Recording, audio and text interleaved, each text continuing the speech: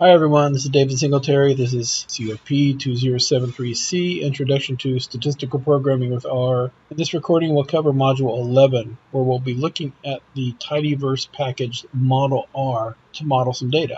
And this is Chapter 18 from the R for Data Science textbook. Models are abstractions which represent data that we use to observe patterns and make predictions. There are many types of models. We saw one example when we looked at linear regression. Our model was of the form where we're using the more informal variable names of y equals ax plus b, where a and b were coefficients. Another example of a model would be the expression y equals ax raised to the power of b. So these are just a couple simple examples of model types. X and y, as we know, are the variables from our observed data. A and b are the coefficients or the parameters. And when we fit a model, we provide the values for the parameters. If you remember, we calculated values for A and B when we went through the linear regression examples previously. So our goal in modeling is to find a useful approximation. In the real world, we'd find different levels of usefulness for them. So the Modelr toolkit in the Tidyverse wraps around the base R modeling functions we've been using, and in particular, they're designed to work in a pipe. Here's how we load the Modelr package using the library command. And notice this options command we're providing. When we're using Modelr, some of the models in the package will silently drop missing values, and that can impact our results. So setting this action, na.action, equal to na.warn, tells R to issue a warning when we encounter missing values, so at least we get some sort of indication that it happened. So one of the data sets in the Modelr toolkit is sim1. It's just a very simple 30 by 2 tibble that we can use to demonstrate some modeling concepts. If we plot it using ggplot, you see that we get a fairly apparent pattern here moving up.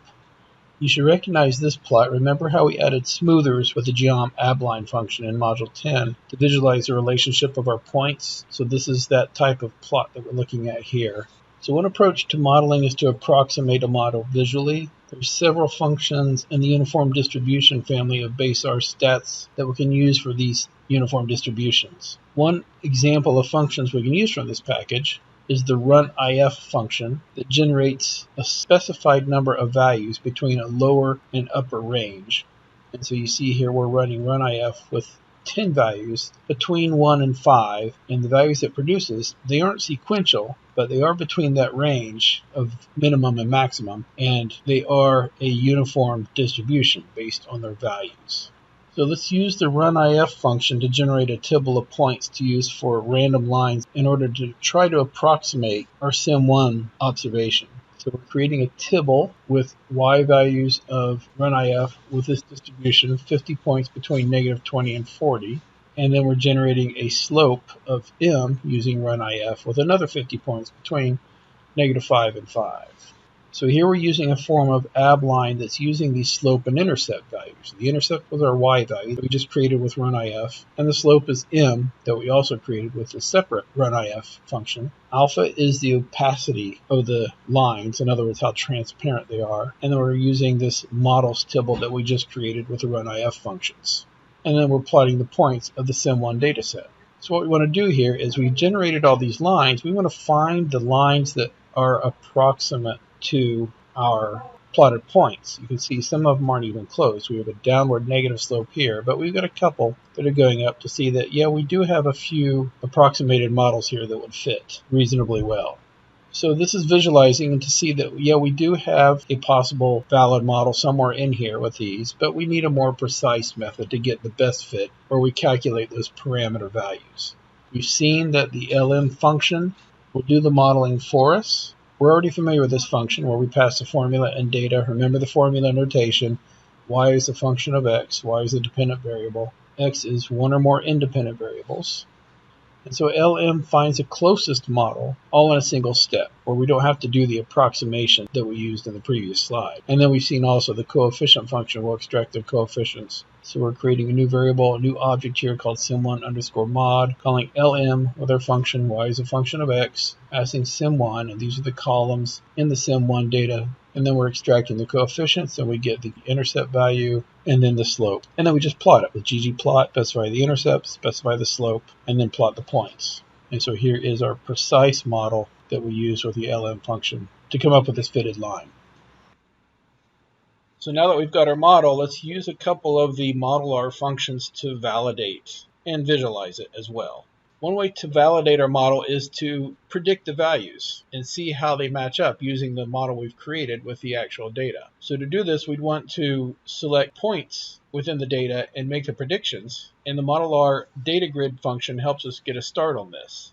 Data grid will look at the data and extract the unique values, in this case for the predictor variables, and generate a sequence of those values for us to use to make the predictions on. So in the case of Sim1, our data is evenly spread out, so the predictor values we get from that data set for our x-axis are just 1 through 10, a very simple sequence. Now this isn't the case for all the data sets. It depends on the variance in those values, but it will be sorted from lower to upper, and so you could position these on an x-axis and do the plots from there. We pass the data frame, in this case the tibble, for the Sim1 data, and we're using the pipe to pass it into the data grid function, and we are telling it to use the X column to generate our values for the grid here.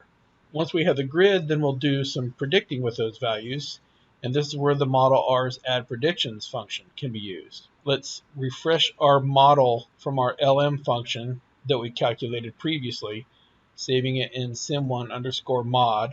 We're going to use the grid result, which is our data grid function return value, and we're going to pipe that into this add predictions function, and we're going to provide the model and let it make the predictions for each of the grid points based on that. And I'm saving this to a new object called grid_p. The add predictions function is going to add a column called pred for predicted values. So you see here we have the original x that was in our data grid, and it adds this column from those predictor variables. Once we have that, then it's a simple matter of just plotting it. So we use ggplot. Here's the original data set.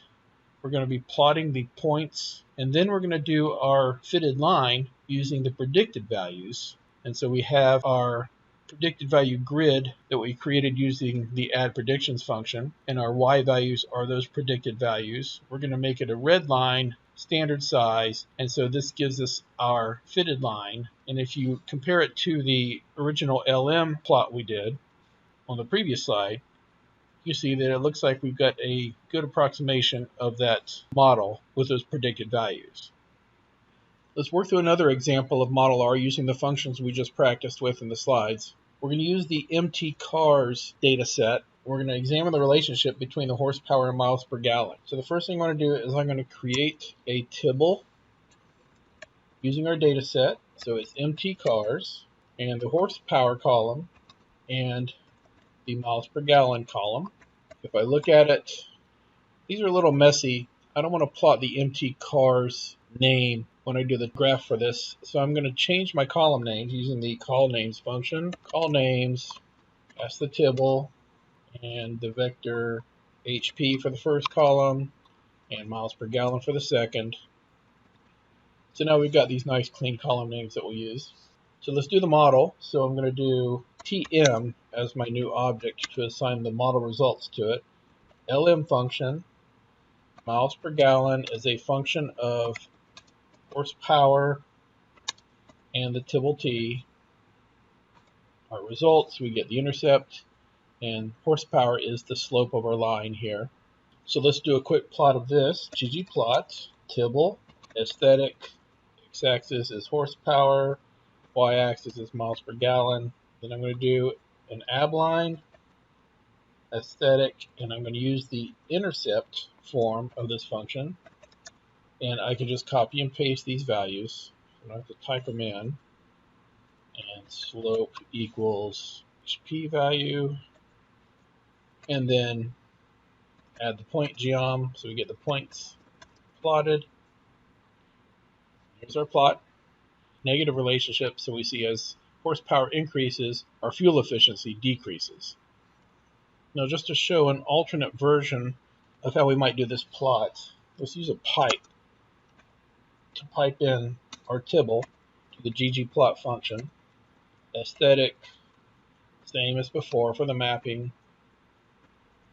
I'm going to put geom point first. It doesn't really matter here. Remember, we're layering these geoms and whether the line or the points are on top. For this particular problem, doesn't really matter. So my point geom,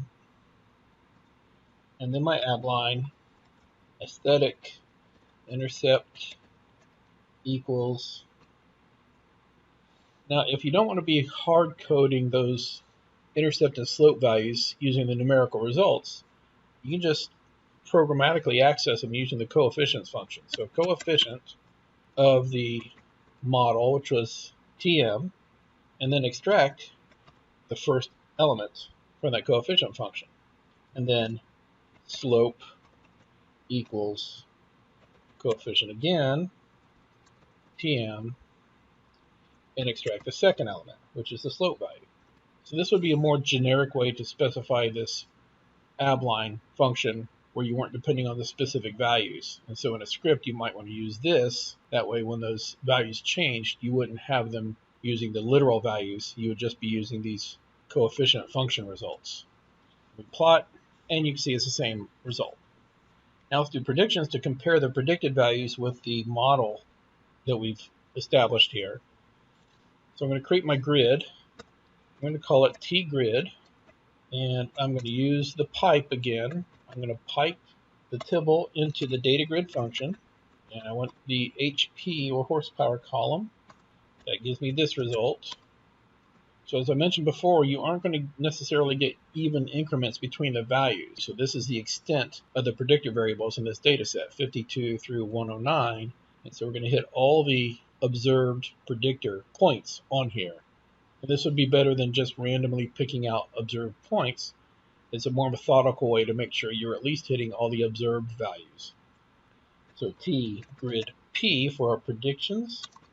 I'm going to use T grid, and I'm going to pipe it into add predictions using the TM model that we created. Let's look at it, T grid P. So here's our predictor variables as we had before, and here are the predicted values using the model.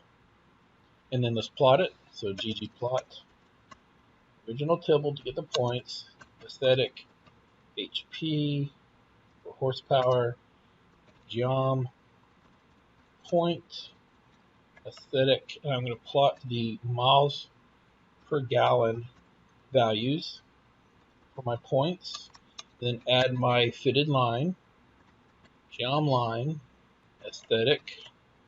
The Y value is my prediction column from the new grid, the prediction grid we created. And remember, this column is created by the prediction, by the add predictions function. We don't do this manually, it's automatically put in there for us. Our data is our grid with the predictions. And let's turn it red, give it a standard size, plot it, and here we go.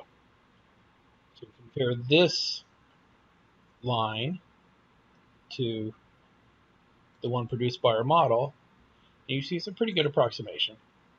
Scale is a little bit different, but it's close enough. So this is an example of how we can use these Modelr functions to come up with an approximation and a visualization of the predicted points based on the model that we create using the LM function. So remember, we looked at residuals in Module 9 as the leftovers from a model, or how bad the predictions are for each point.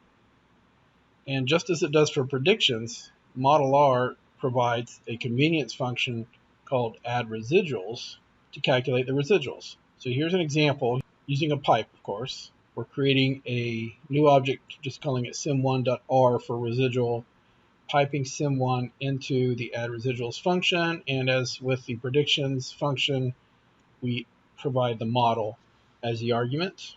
This is the module we calculated previously using the LM function. So if we look at this object, we can see that it's a tibble, and the function adds a column, again, just as the add predictions function did. In this case, it's called resid for residuals, and it calculates the residuals for us. Remember, residuals can be negative or positive, and it's calculating the difference between the expected value of the dependent variable and the actual value.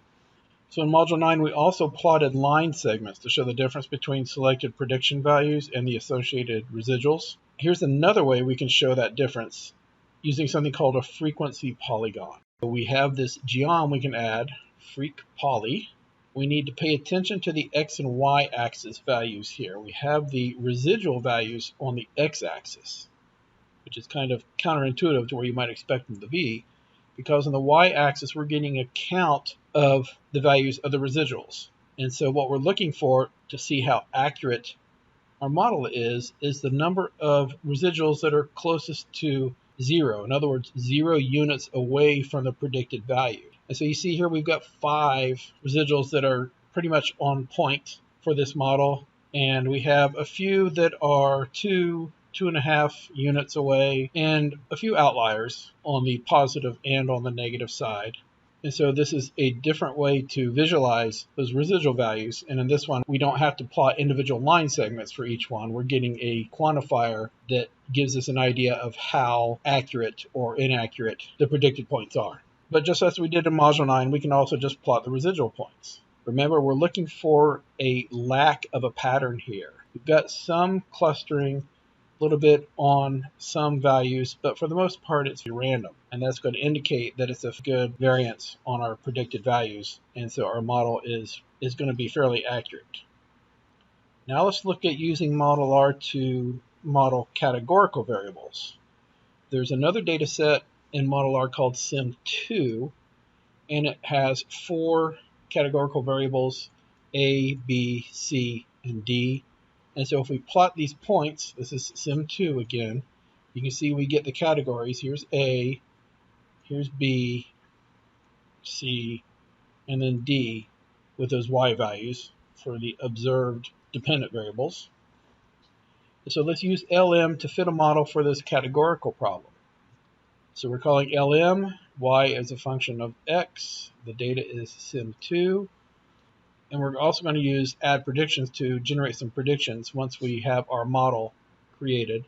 So mod2 is going to store the results of the LM function, then creating a grid, just as we did before, piping the data set into data grid, looking at x. That's followed by a pipe that puts results into the add predictions function with this mod2 object that we created above. So here's our grid. Here's our x values, again, categorical, A, B, and C, and D, and here are the predicted values for those independent variables. So when we do this with categorical variables, we get the mean for each category, and we can plot it to visualize it. So here we're plotting sim2, we're using a point aesthetic to get our points, and then we're using another point aesthetic to plot our predicted values. Turning them red, making them bigger to stand out because we're plotting points for both of the geoms. And so you see here we get the predicted values as the means of each of those categorical variables. And then just as we did before for our numeric variables, we can calculate the residuals for our categoricals, passing our sim2 data into the add residuals function with the model we calculated from the categoricals, and then we're plotting using that frequency polygon again, and you can see we've got most of our values here are close to the as predicted values.